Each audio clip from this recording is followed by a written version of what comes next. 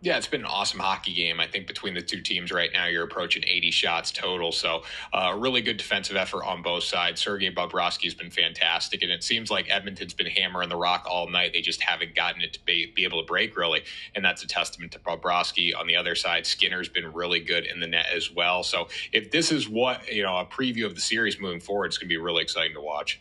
I did have a future on the Oilers. I also took my winnings from the Texas Longhorn softball game and put a little bit on Edmonton live in overtime here. So I'm all in on the Oilers right now. I think the revenge factor from last year is definitely big. And you see how they're playing. I mean, in the offensive zone, they are attacking the net. And eventually they're going to get to Bobrovsky. It's going to take time. It's going to be a long process there. But when you put up 45 shots like they've have done so far tonight, heading into this power play, they're going to be in a good spot if they can do that throughout the remainder of the series. So I do like Edmonton moving forward, as good as the Panthers are. I don't think Bobrovsky can stand on his head throughout this entire series. I think eventually that rock's going to have to break, whether they win tonight or not.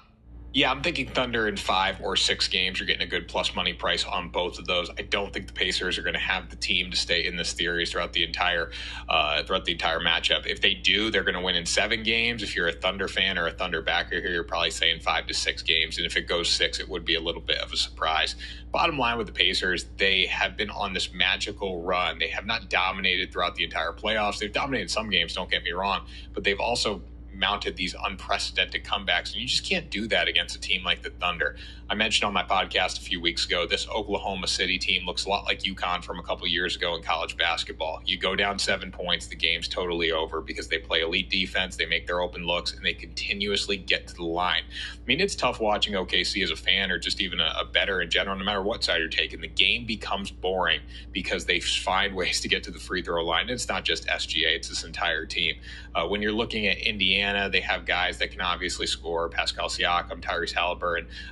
They have a really good offensive lineup, and that's what it's going to take to beat Oklahoma City. I just don't think they can do it consistently for enough games and find a way to win this series. So I will be laying the points in game 1 with the Thunder, and then also moving forward throughout this series, I like them in 5 or 6 games. I'll take the Giants on the money line here. You look at Dylan Cease having a very disappointing season. Really was surprising to see him give up 7 hits in 4 innings against the Pirates in his last start. Pittsburgh's under a lot of scrutiny right now because they obviously can't deliver offensively, especially when Paul Skeens is on the mound. So just really surprising to see him struggle against an offense like that. Cease has been especially bad on the road this season, 5.68 ERA, 0-2 record over 6 starts. We know he can turn it up at any time. He's that kind of pitcher, so it wouldn't be surprising to see him go out there and shove tomorrow. But at the same time, too, you got to back what he has done so far this season, and that has been struggle on the road. Looking at Robbie Ray, he's been fantastic. 7-1, 2.43 ERA, whip right around 1, 78 strikeouts in 70 innings, and has surrendered just 48 hits on the year. So you look at pitching and home field advantage. Giants are a very good home team. Padres are an average road team. I will lean towards San Francisco. Yeah, I like a minus the half in the first 5. Baltimore's been a massive disappointment this season, Greg. We got to talk about my Red Sox at some point, too. Both of those teams have been a massive disappointment in the AL East right now. But looking at Zach Eflin coming into this game, the biggest reason that Baltimore has struggled this year has been their pitching staff. Zach Eflin does struggle a little bit, especially when it comes up to, elite strikeout ability. Doesn't necessarily have that. And that's a problem against the Seattle Mariners because they lean on home runs. 6 in homers, so it's going to be really tough to counter for Eflin against a power lineup when he doesn't have power himself.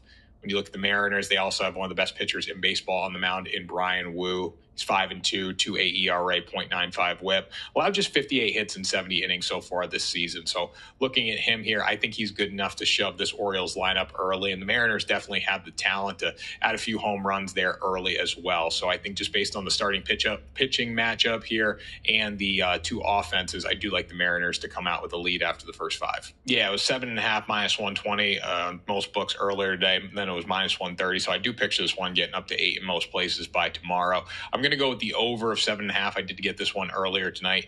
Jesus Luzardo and Chris Bassett, they're both going to allow base runners, whips in that 1.35 range. They're both strong strikeout pitchers, which is huge, obviously, for keeping games under, but walks can be an issue at times, and this does lead to runs. So I'm going to hope that's the case tomorrow. When you look at Luzardo, he's been much better on the road than at home, which is a concern for the over. But he's coming off that game, as you were saying, against the Brewers, where he allowed 12 runs in 3.1 innings. Just not good enough there, and I do think he's going to return to his normal self a little bit here. But at the same time, too, that's definitely in the back of his head.